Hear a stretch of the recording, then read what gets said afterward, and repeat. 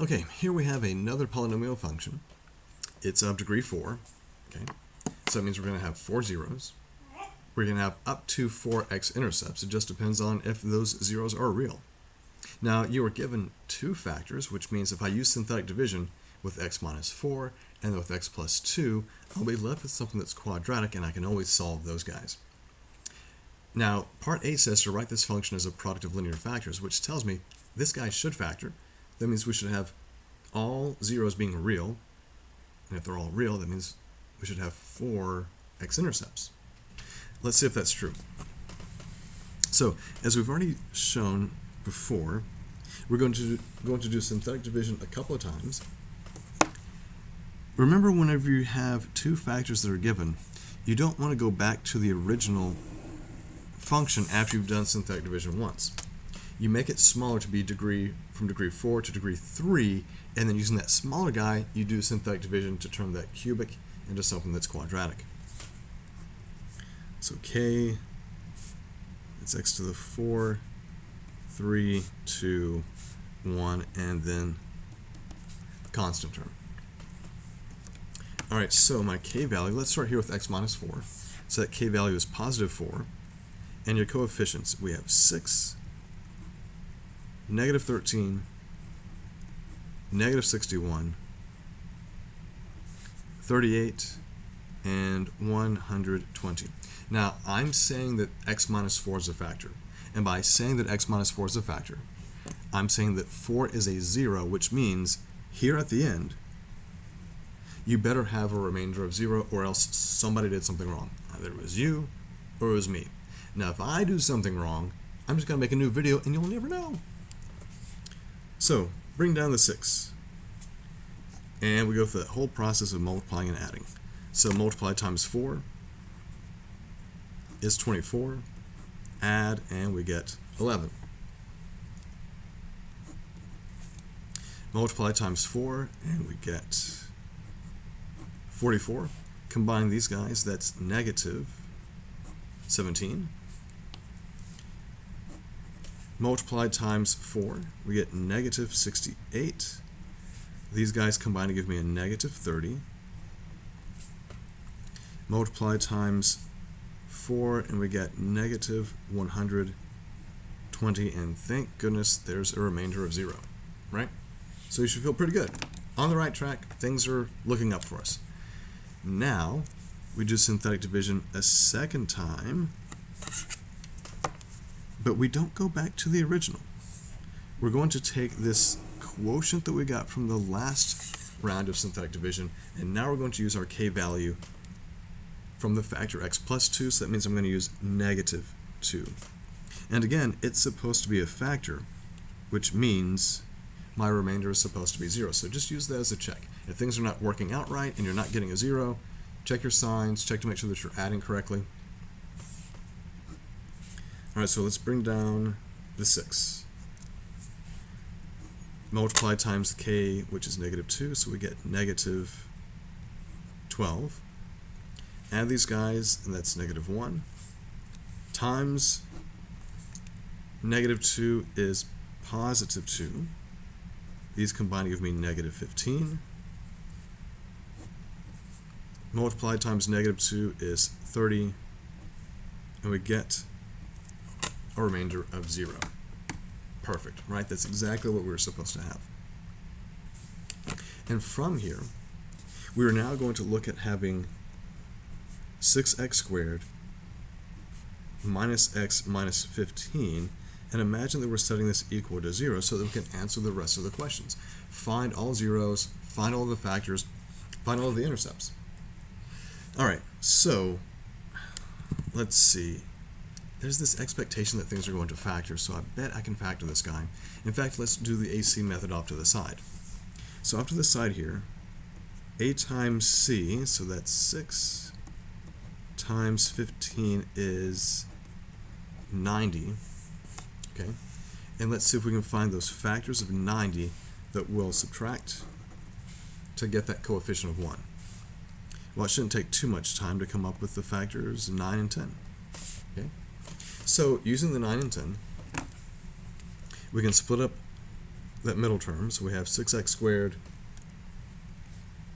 That's going to be plus 9x minus 10x, and then minus 15. And so now we're just going to factor this guy, factor by grouping. All right, so in the first group, the common factor is 3x. And we factor that out, and we would have 2x plus 3. In the second group, which begins with a negative, these guys have a common factor of 5. So I'm going to be dividing or factoring out that negative 5. That gives me a positive 2x and a positive 3. And then we finish the factoring by grouping. So that's 2x plus 3 times 3x minus 5 is equal to 0. So we've made this into a quadratic equation. We've factored it, so let's finish solving this. So from here, x is equal to, we subtract 3 and divide by 2.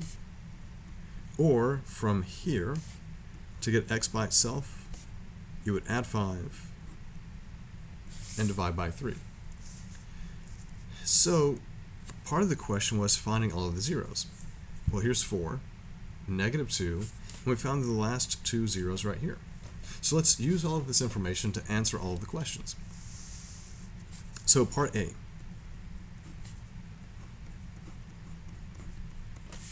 So here's where we land on that. We had this big polynomial function,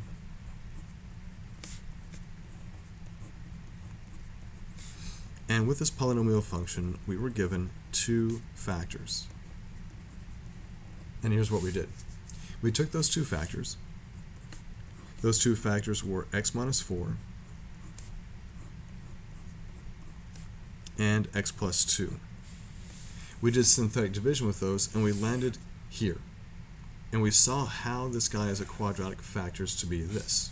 Okay, so I'm just going to add just a bit of an extra step here. So we divided this big polynomial by these 2 factors, and we were left with 6x squared minus x minus 15. And then, as we showed by using the AC method above, we got the complete factorization.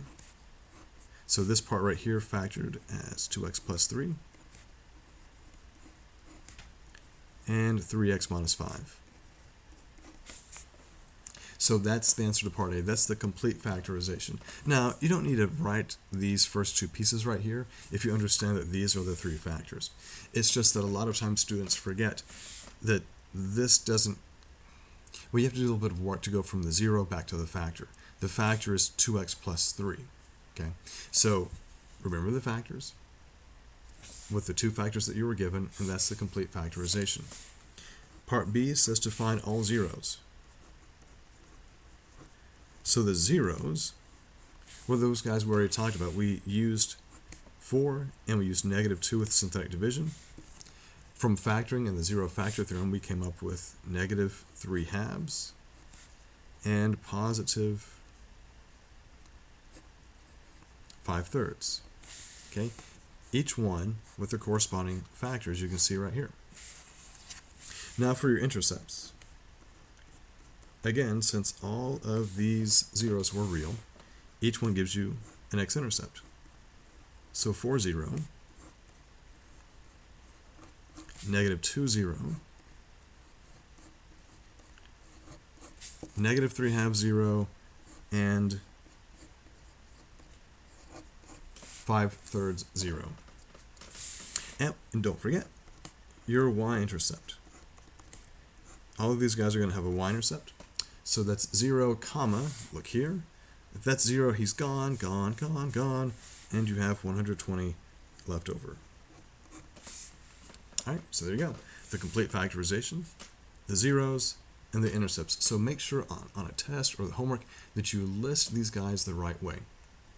Your factorization is a big product. So parentheses times parentheses and so on. When you're listing your zeros, you use a comma to separate them.